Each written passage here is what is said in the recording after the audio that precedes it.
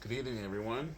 Welcome to my channel. This is DJ Vinyl Vertigo, and you have come across episode 3 of the Chaka Files. Chaka Files number 3. And the album that we're going to talk about today is Rufusized by Rufus featuring Chaka Khan. To me, a turning point in terms of creativity, also personnel of the band. This is the record that came after Rags to Rufus. This is the third record for Rufus featuring Chaka Khan. And as you can see, Chaka's right in the center of the whole thing. I think this is the record that shows that she is now the central focus. Chaka Khan is the central focus of this incredible, iconic, and influential funk band. And not just a funk band, but it's a funk soul with jazz overtones band. Let's give them props where they are, where they belong. This record came out in 1974 on ABC Records, also produced by Bob Monaco. There was some changes in the lineup. Of course, Chaka Khan on lead vocals. Tony Maiden takes over guitar and background vocals. He takes over for Al Senior, who was the electric and acoustic guitar gentleman who was originally in Rufus. So Tony Maiden takes over.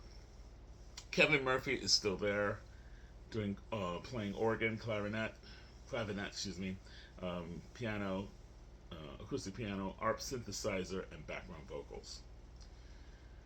Bobby Watson comes in as the bass player, taking over for Dennis Belfield, who wrote a lot of songs earlier for Rufus featuring Chaka Khan. Plays bass and background vocals. And of course, Andre Fisher is still there as the drummer, playing drums and percussion. So what we have here is the separation of Al Senior, guitar player, Ron Stockert, who was a co-lead and keyboard player, and did string and horn arrangements for the band, and Dennis Belfield, who also did string and horn arrangements for the band and played bass and did background vocals. So those three guys left, and then two guys came in, and now you have this amazing group of people doing the work. And here we have it right here. That's the latest lineup of the band. Great photographs. These photographs were done by Norman Steef, and the record was the design of the album was Earl Klasky, and engineered by Gary Olazabal and Austin Godsey and Mike Bronstein. Recorded and remixed at the Record Plant in Los Angeles. Strings and horns arranged by Claire Fisher, Kevin Murphy, and the concert master is Gerald Vinci. There are lots of strings on this record. And produced by Bob Monaco and arranged by Rufus. This album is amazing. And I say that because even though maybe a lot of people won't know a lot of the songs from this album or not familiar, if you are a Rufus fan at all, you are definitely familiar with a lot of the songs on this record, especially the hits, especially one particular song that opens up the record with such aplomb and such devastatingly just electric energy once you get started. And that tells you a lot. Once you get started, there's no stopping. And it's a song that's written by um, a gentleman by the name of Gavin Christopher, who was a soul singer and songwriter in his own right. He's no longer with us, but he had some hits in the 80s, had a couple of albums in the 80s. And his sister, Sean Christopher, was a disco singer. I know that for a fact. She was a disco diva. And so Sean Christopher wrote some really great songs, great ballads, and some great dance songs and stuff. But he wrote Once You Get Started. In fact, he sang it on one of his earlier albums, and he gave this song, I guess they took the song and did something with it, and it became a hit for them, for Rufus featuring Chaka Khan. Once You Get Started starts out with this great rhythm section and horns, and with what we now know is the Shaka wail. It opens with her just wailing for a full 30 seconds, I think, in the beginning of the song before she even sings anything. And it's just a really energizing, great song to dance to bop your head to smile to. It's just a great song that starts off the album, and it sets the tone basically, and you know you're gonna have a good time with this record, no matter what's gonna happen. So that it just catches your attention, it wakes you up, it sets you up for for the journey that you're going to take with this record. The next song is called Somebody's Watching You. It's a Tony Maiden, Shaka Khan, and Bobby Watson tune, and gives you an idea. These guys come into the band and they're just right away cooking with some songs, and this has a really smooth mid-tempo funk sound to it, almost kind of really soulful, just a real good soul song. Somebody's watching you, and it just has this real nice groove.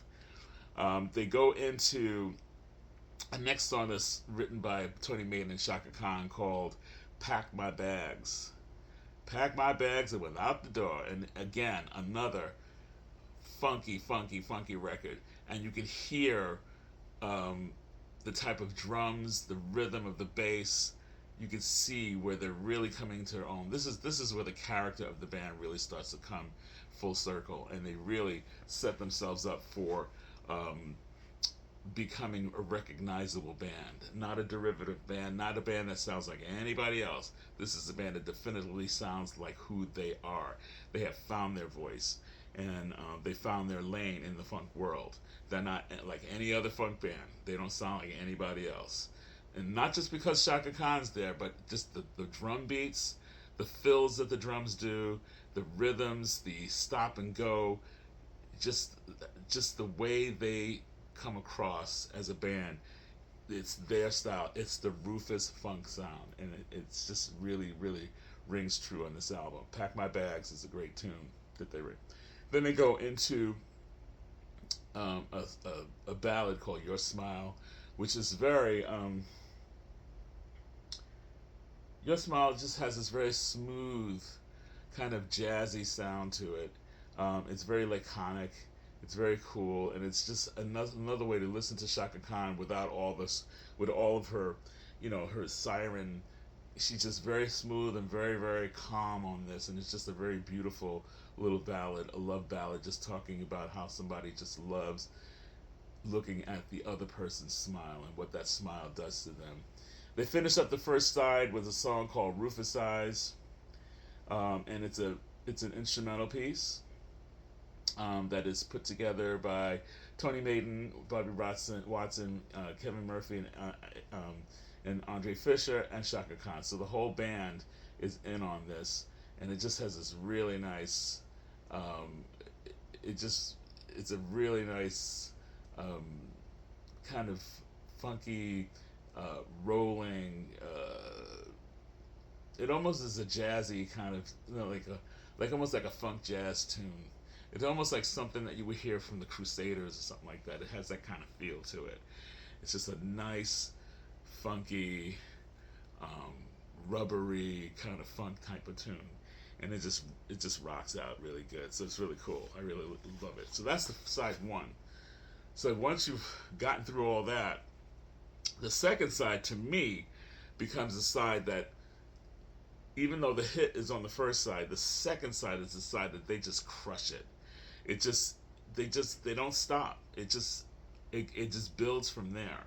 Um, Shaka Khan, who is known for "I'm Every Woman" on her solo record, she's already in this mode earlier on the Rufus Eyes album, because there's a song that is written by Lonnie Washburn that's called "I'm a Woman, I'm a Backbone," and it's very feminist. It's very Earth Mother. It's very empowering for women. It's a really cool song. It's really funky. Has a great beat, and I bear your kids and be your mama too. I mean, there's a line in there. I bear your kids and be your mama too.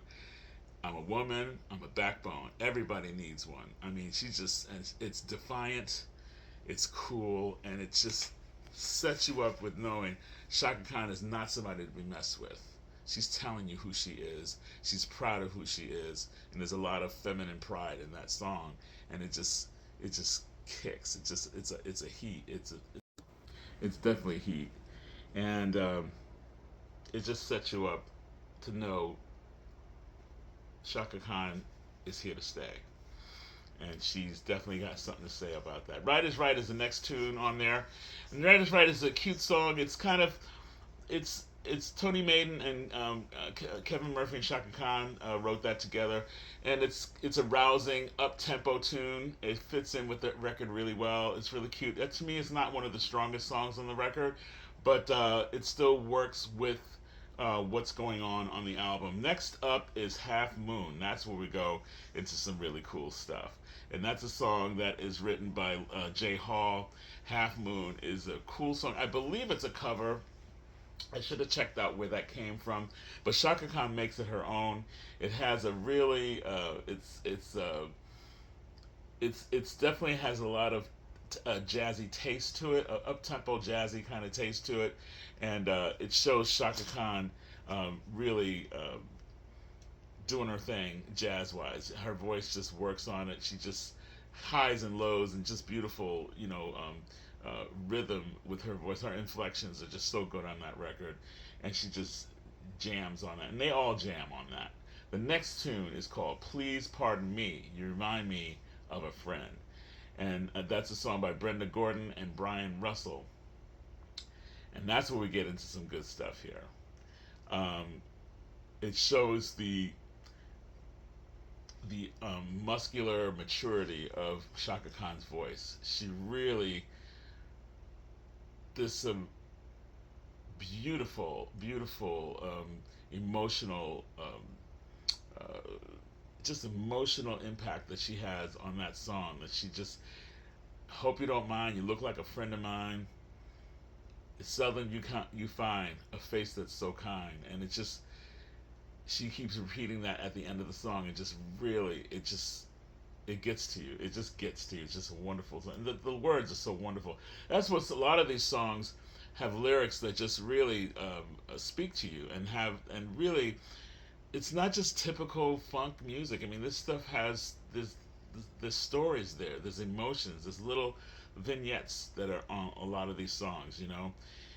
Just, and that song really always spoke to me. I would play that over and over and over again. Please pardon me. You remind me of a friend, and it's you can actually see somebody tapping someone on the shoulder and just saying, I like your aura. You make me think of someone of my past. I almost thought it was you were that person, that kind of thing.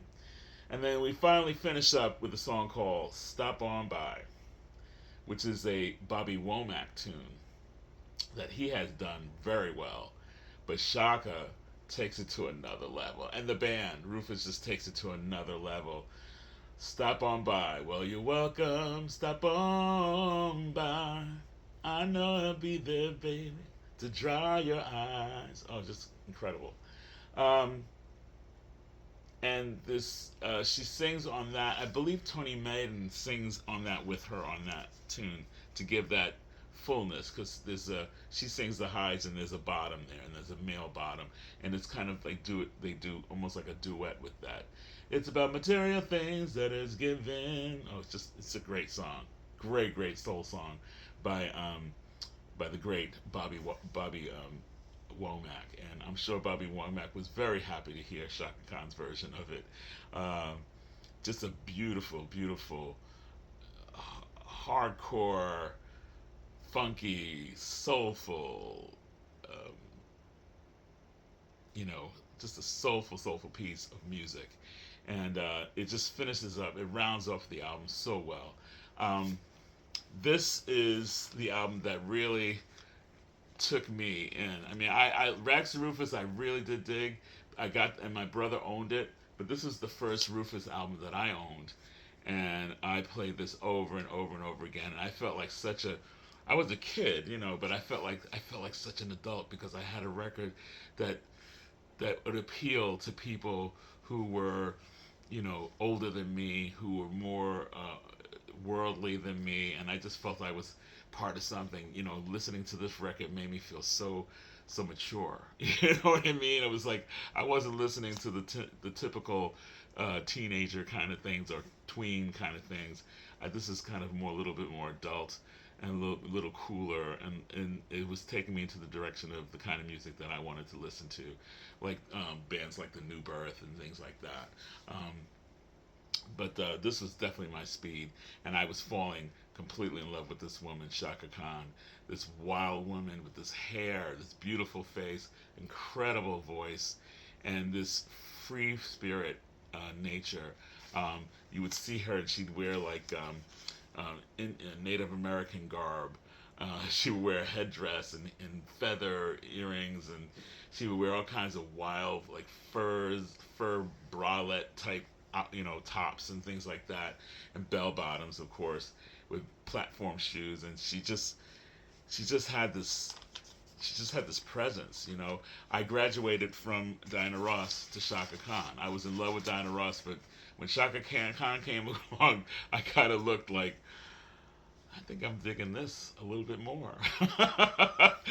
And I mean, I never stopped loving Diana Ross, but Shaka Khan took me places that Diana Ross didn't take me, and that's okay. Diana Ross took me in another place, but this is a place that was a little bit more down and dirty, and a little more gritty, a little more earthy, I should say, and that's what Shaka Khan brought to my musical life, I should say. Um, and this is right before the next chapter, which would be the definitive Shaka Khan, Rufus featuring Shaka Khan record. But this album really set the stage for everything else that happened after that. Once this happened, once they broke loose from here, there was no stopping them. This is a fantastic record to listen to, great sounding record, and incredible musicianship. So if you don't have this one, definitely pick this one up. This is called Rufus Eyes. Rufus featuring Shaka Khan. Gatefold. I'm mad for this record, and you should be too. Anyway, that's it for today's episode of the Chaka Files, episode 3. We'll be hitting you with some more stuff, but in the meantime, keep listening to great music, and keep your mind ready for Shaka Khan. All right, take care.